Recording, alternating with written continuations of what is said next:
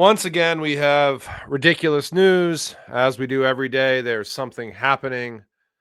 $1.8 trillion mutual fund giant Rowe Price just filed an S-1 only a couple of hours ago with the Securities and Exchange Commission for their first crypto ETF, which includes HBAR, Bitcoin, Ethereum, Solana, XRP, ADA, AVAX, Litecoin, DOT, Doge, Bitcoin Cash, Link, XLM, and SHIB or Shiba Inu, however you want to phrase it. This is right here if you guys are interested in looking at it. And huge shout out to HBAR Tata once again. We've got a lot more to get into today, so I don't want to stay on this too long, though. And for additional context for you guys, T. Rowe Price is a global investment management firm with $1.77 trillion in assets under management, one of the top 25 asset management firms globally, providing a wide range of mutual funds, retirement plans, which we do know are also now opened up, the 401k stuff for crypto, and other financial services for individual and institutional investors. Dominoes continue to fall, as we've said multiple times on this channel. Once one entity cracks the door open, they all start pouring through. Nobody wants to be first, but everybody wants to be second. I do want to mention, if you like this content, please like and subscribe as well. It does take me some time to put this together. And also should tell you guys, I probably will not be making a video Thursday or Friday. We had a pretty bad death in the family on my wife's side, so I'll be taking care of family stuff tomorrow and Friday and maybe even Monday as well. Have been a little bit of a light week this week. Bank of England DLT Innovation Challenge. Now, this is an experimental wholesale settlement DLT challenge in collaboration with BISIH London Center. Looks like Bank for International Settlements here, the Innovation Hub, and the Bank of England are engaging with the private sector to better understand implications of incorporating DLT into wholesale central bank settlements.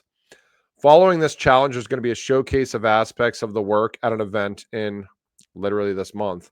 The DLT Innovation Challenge is so this should be like coming up almost any time now.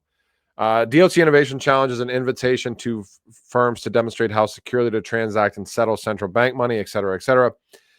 Anyways, for what you guys probably want to see here, the participating firms in this, you've got Avalanche, Chainlink, and Aave Labs, Circle, Digital Asset, and KPMG, Hedera, HSBC, Kaleido, Rails, and the Scottish Centre of Excellence in Digital Trust and DLT. So what's interesting there is obviously you certainly have USDC covered, you have Link covered, and by default with Chainlink, you have potentially a lot of other networks covered. It looks like these guys kind of tag teamed for this. Digital Asset and KPMG. I think with Digital Asset, that would basically include, I want to say Linea, but I could be wrong. That's like the Swift. Linea is not technically Swift's thing. And full disclosure, I mentioned like a week or two ago, I bought a tiny bag of Linea anyways, after the Swift announcement. But I want to say Linea is involved with Digital Asset, but I could be wrong. I know Linea is consensus. In KPMG, but KPMG is tied into a lot of different networks. You put KPMG alongside Deloitte, alongside Boston Consulting Group, PwC, and PricewaterhouseCoopers. These are like the big advisory firms, kind of like the middleware integrators of crypto to the traditional world, because KPMG, Deloitte, Boston Consulting Group, whatever the last one I mentioned is, PricewaterhouseCoopers, they have a ton of corresponding relationships out there in the wild.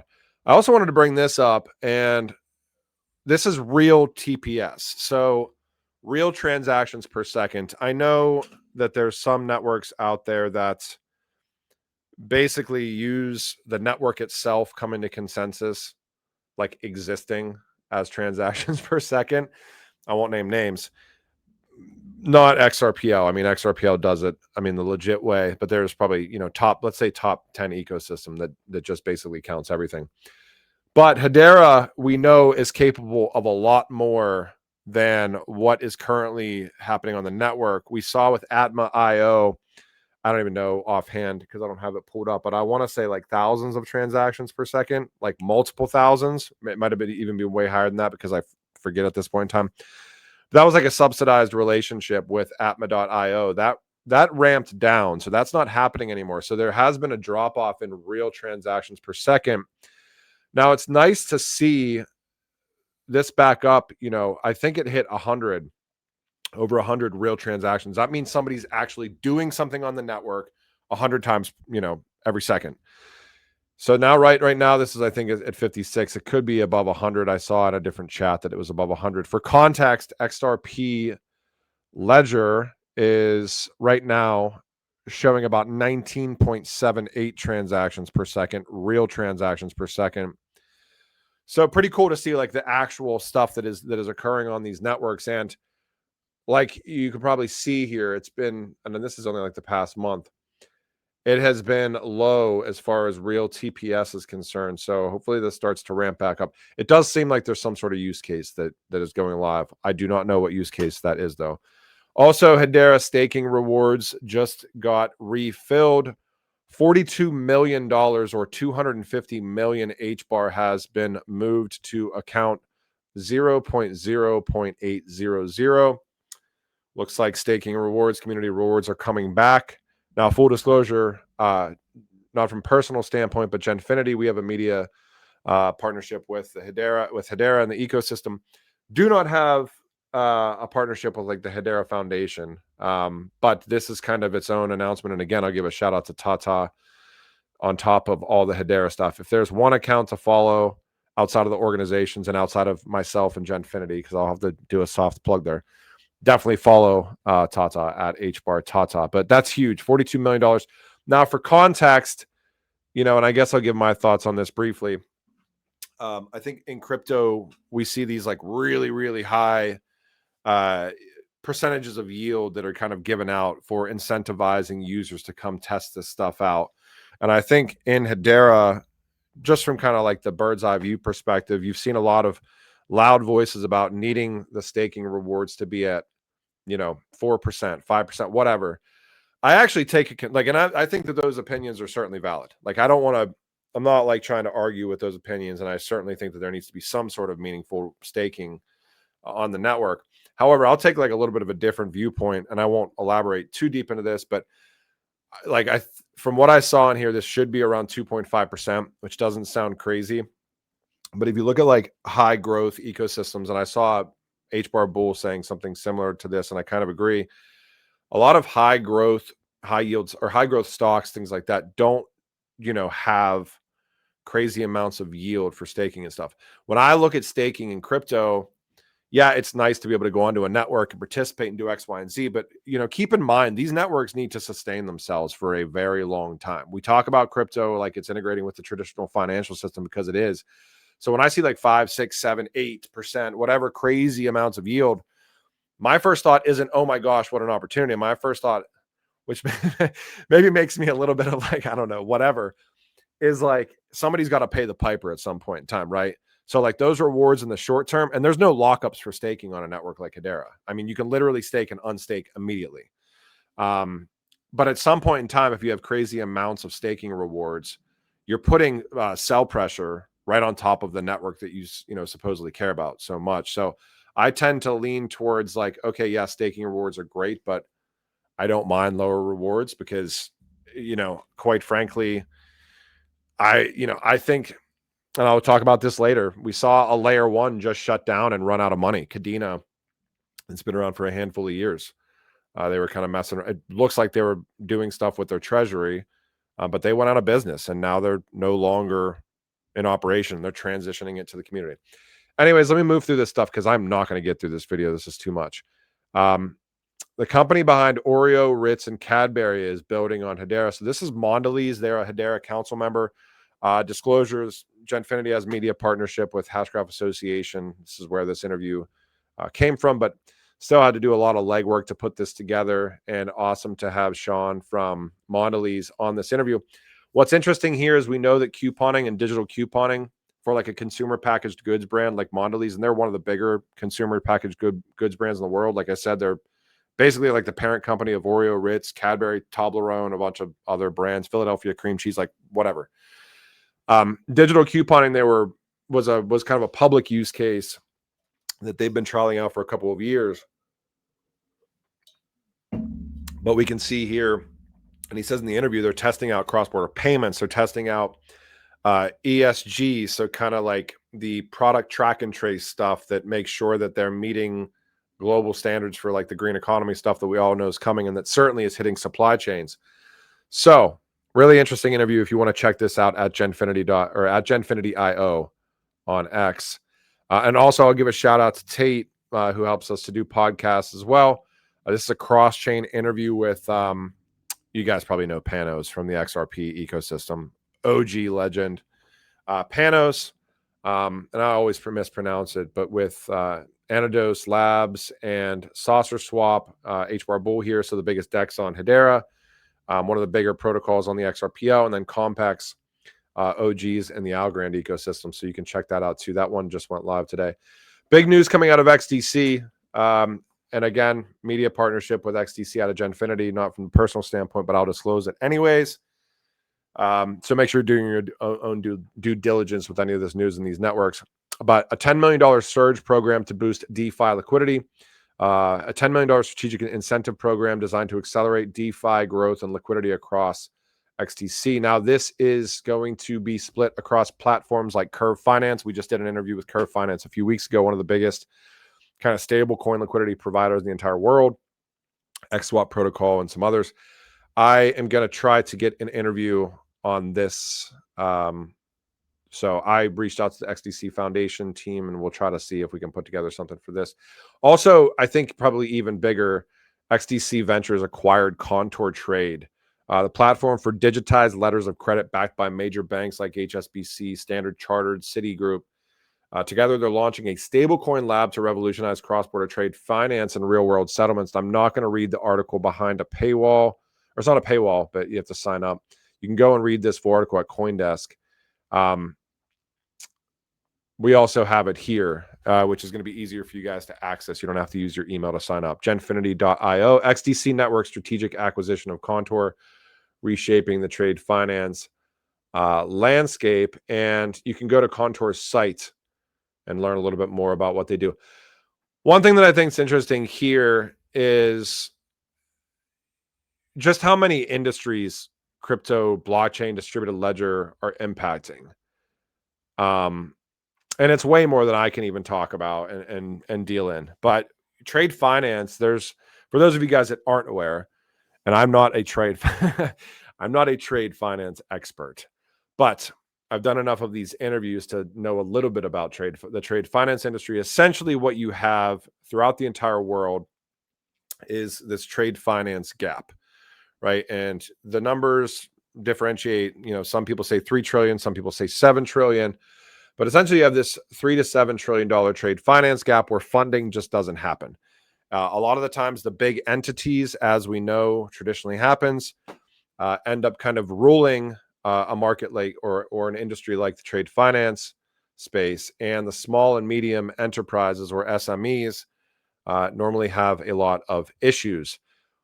What's really interesting, and I know that this has been probably for years, is an ecosystem. I know that there's multiple crypto ecosystems dealing in trade finance, so I don't want to make it seem like XDC is the only one, but I've done a bunch of interviews in the XDC ecosystem, and they've really kind of got boots on the ground for the past few years to build out in a way that makes sense. And I'm talking like digital documentation, letters of credit, all the stuff that you need to import and export goods, and then even financing those types of shipments and things like that.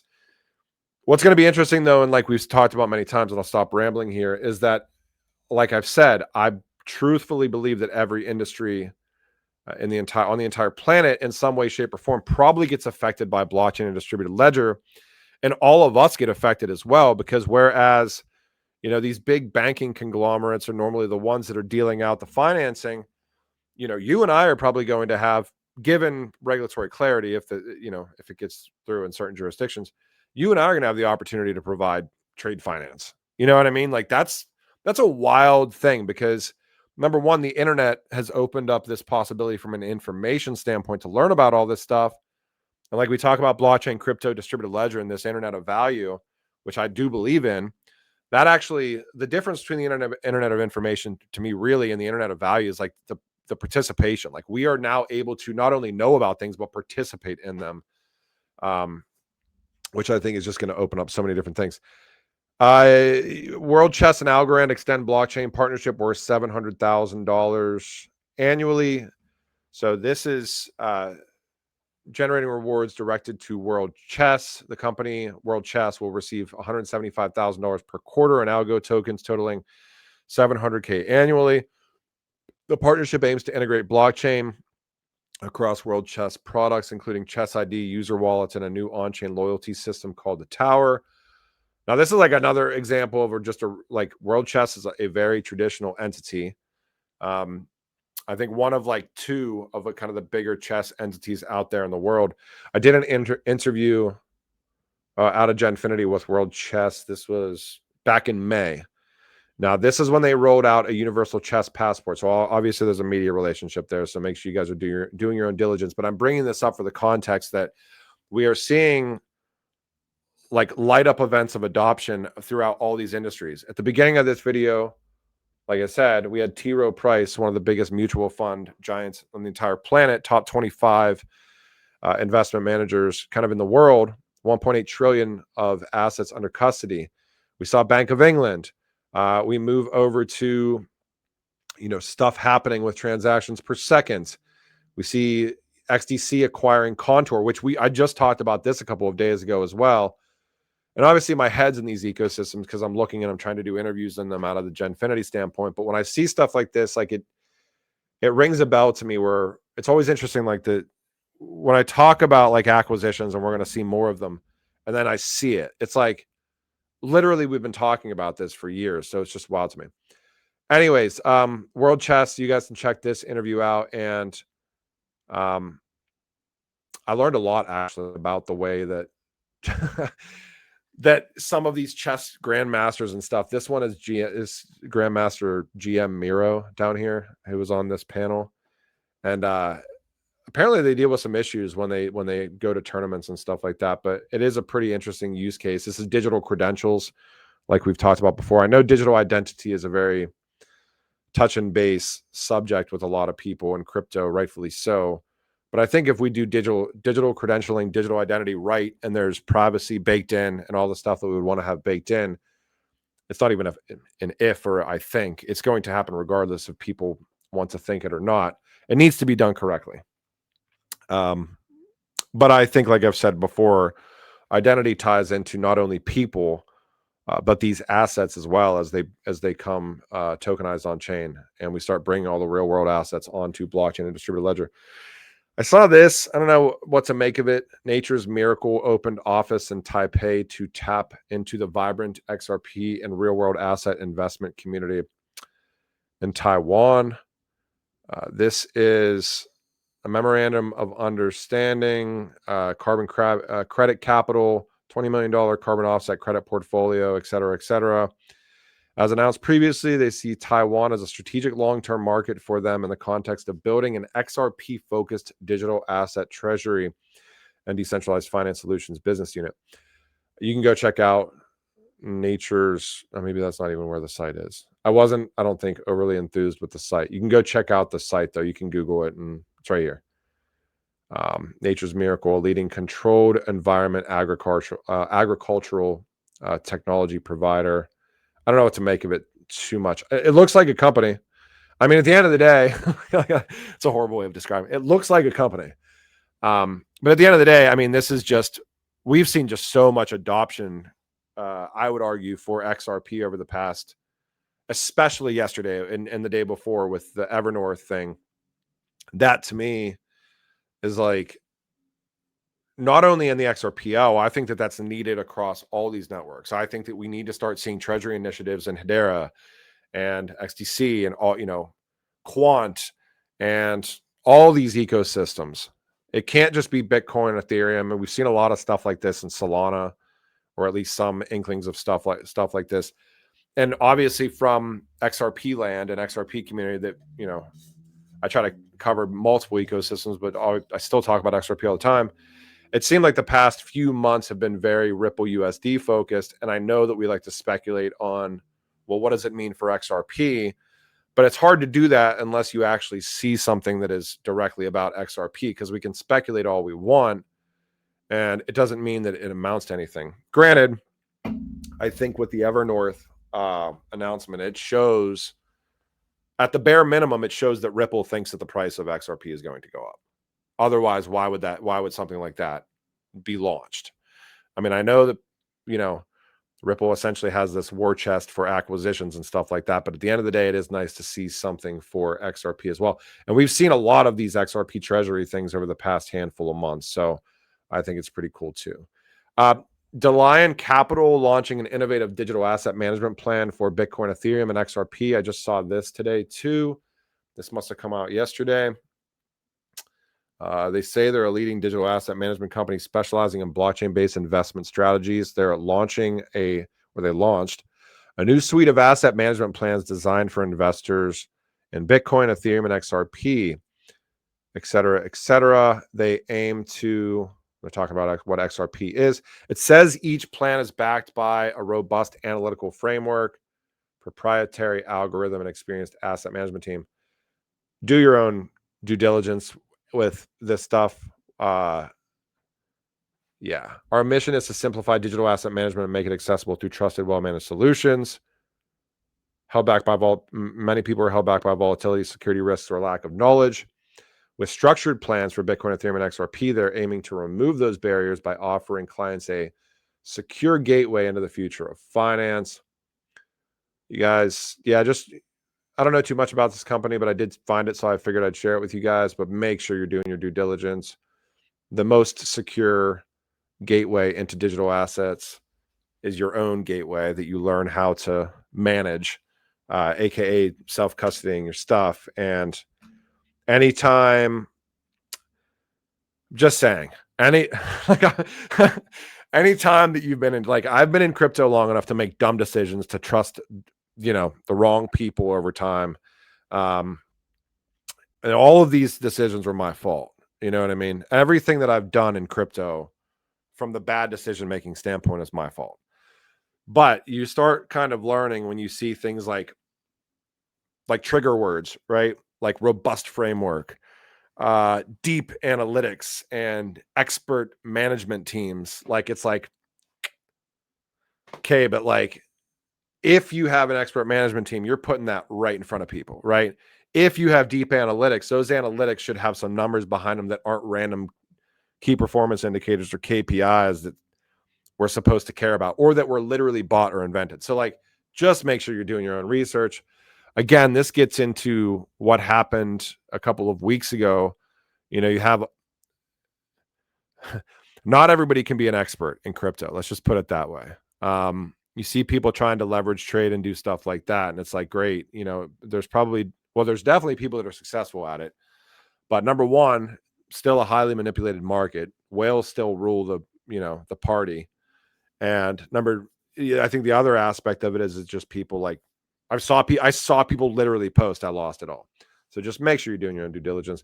ProShares files with the SEC to launch crypto ETF tracking CoinDesk 20 index. This is a new ETF that's going to track the top 20 digital assets by market cap. The ETF will not hold crypto directly, but use swaps and derivatives for market exposure. It excludes stablecoins and meme coins and focuses on large cap assets like Bitcoin, Ethereum, Solana. Pretty sure, obviously, I think I saw that XRP and some others were in there. But anyways, yeah, you can see XRP, I think, as well. I think HBAR is in there. Actually, I know HBAR is in there. I saw this too, and this just goes, I'm doing a longer video, I guess, maybe because I'm not doing one tomorrow. Probably not doing one tomorrow. Melania Trump used as, quote, window dressing an elaborate meme coin fraud, legal filing claims. So this is that Melania coin. And I did a video on this and mentioned it like almost the first or second day it came out, just saying, hey, it falls under the same umbrella of like, if everybody in crypto is super hyped about something, you're probably, and then it's like this really hyped launch for something, it normally means 99.999% of the time that you're late to the party and you're probably going to get wrecked, or there's a very good chance that you could get wrecked, or that you're just straight up gambling. And this is what happened with the Melania coin. I mean, I don't even know what, I think it launched, it was at like $22, and I think it's at like 9 cents or 12 cents right now. So imagine. But again, now this is, I won't really name drop here, but this is an entity that essentially was running that launch of Melania, and it's a firm tied, I believe, to like a DEX on Solana. So par for the course, right? Just make sure you guys are doing your own due diligence for all this stuff. Last but not least, Hedera blockchain organization shuts down operations. This was just a straight up mic drop. Like, I can't, and I was trying to remember, because I was at Consensus in 2023 and 2024 as well. And I think I might have interviewed Hedera back then, but I couldn't find it. Anyways, we just like, we're kind of walking around trying to shotgun interviews for whoever we could interview. But literally the announcement is just straight up, hey, we regret to announce that Hedera is no longer to continue business operations and will be ceasing all business activity and active maintenance of the blockchain. And, I think this puts into context, we talk about crypto and blockchain and distributed ledger and all these networks that we all care about. And I know I focus a lot on where Genfinity, where the work that I try to do out of Genfinity is at with the ecosystems that we work with. But I try to cover as much else out there in the wild as I can. I've certainly done a bunch of interviews for non-client ecosystems and stuff like that. It's kind of the point, because I believe in a multi-chain world and all this other stuff. However, we're all in these ecosystems that we like really care about and we really zoom in on and focus on. And it just brings into perspective, for me at least, that like, hey, at some point in time, I know all these crypto networks did a really good job at capital raising and all this other stuff. And yeah, they may be decentralized enough right now and all this other stuff.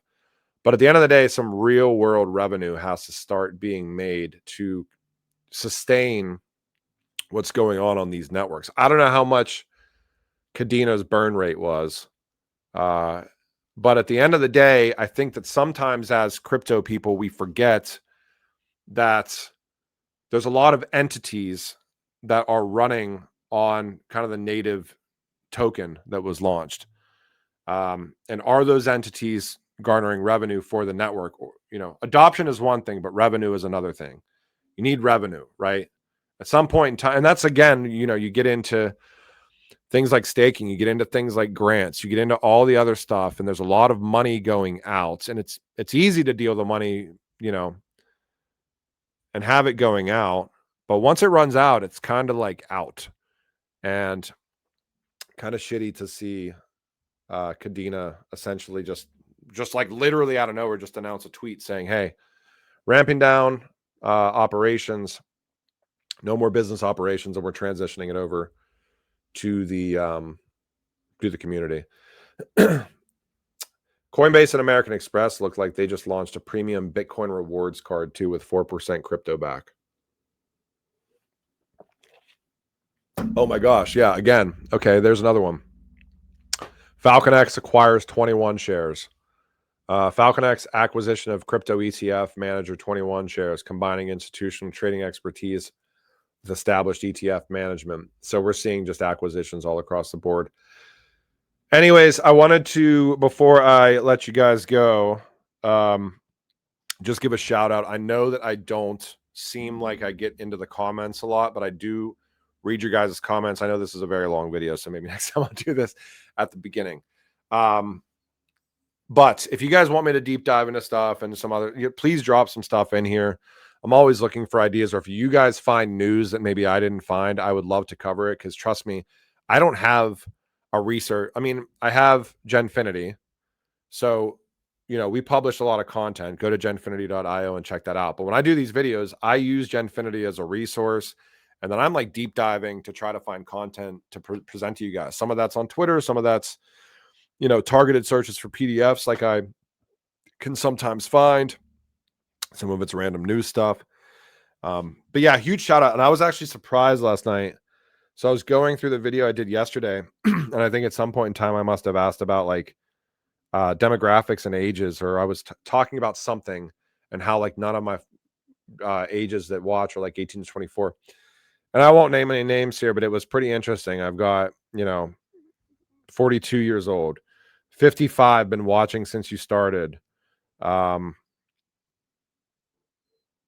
See if there's some other ones here. I saw 65. So, some of these are, I won't read. I won't read some of them, but it almost reminded me back of when like AOL Instant Messenger came out, and it was like ASL, age, sex, location. But yeah, I'm 42. And some people have been doing super chats, and I'm really bad at checking this out too. So a huge shout out to at UNIH7403. I don't know how much, I think that's yen. I don't know how much 3,200 yen is. And of course, there's like scammer Solomon's underneath. But thank you. And it doesn't matter how much it is. I appreciate it. But yeah, maybe I get into somebody's 25. Okay. Shout out to the 25-year-old down there. XRP, XLM, and Flare is the new financial system. Quant and Link suck. Okay. Yeah. It was interesting kind of watching the comments down there. But as we leave here, and if I don't make another video this week, I'll just say, make sure, and I think that most people on this YouTube seem like they have a pretty good head on their shoulders. I saw one guy comment, the really young people on TikTok just want to gamble, keep it boring. So we'll try to keep it boring here. Just for some context, like it is interesting, like whenever you have, this is not crypto related, I guess, but it kind of is. I've been in crypto long enough to see people just like totally go off the deep end with like all day, every day. And I'm one of those people. I struggle with like just overworking and doing stuff. But when you do have something in life happen, as far as like somebody passing away or whatever, especially like a matriarch of a family or a patriarch of a family, whatever it may be, it really puts stuff into context. Like that you kind of need to step back, because we are not on this rock more than once. Well, depending on your beliefs, maybe some of you believe that we are, and that's fine too. But you get one kind of trip on the merry-go-round, right? And I tend to overwork and stuff, and I used to get real obsessed about looking at crypto prices and stuff. If you're so deep in the weeds that you're like looking at prices and you can't turn it off, and you're on social media, or you're looking for the next thing, or you're jumping here and there, just like in normal life and work, I mean, you can do the same thing with normal work. I've seen over the past handful of years, a couple of relatives die that like you realize that like the things that you acquire don't mean anything as you get older, at least for me. So like when I look at and I go onto social media and crypto and see like people being like posting big houses or cars, or I think I saw a guy a month ago say, if you had $8 million tax free, what would you invest it in? And I was like, if I had $8 million tax free, I would be gone. I would maybe do like hobby videos every once in a while. Like this is still kind of like a hobby video, but yeah, things don't really matter, at least for me. I don't know what you guys feel like. I guess you can let me know in the comments, since you guys know that I read them. Things don't matter as much. I think time, being able to acquire, have enough money to buy back some time, I guess, would be a goal. And make sure that I don't want to use the crypto bro term of kind of touching grass, but walking outside. There are way more important things in crypto, though. There's way more important things in crypto. I know that you have to work and you have to make a living and do all that stuff just like everybody else. But if you're not enjoying family and stuff like that, at some point in time, you regret it if you didn't spend the time to do it. Anyways, I'm not giving out tips or advice. I'm just kind of talking to you guys. This was a really long video, so I will talk to you guys when I talk to you. I hope you guys have a great rest of your day. And there's something happening as per this graphic across all of crypto, and it seems to not be stopping as far as ramping up. Every single day we look, and it's pretty wild to watch. So I'll talk to you guys when I talk to you. Have a great one. See ya. Bye.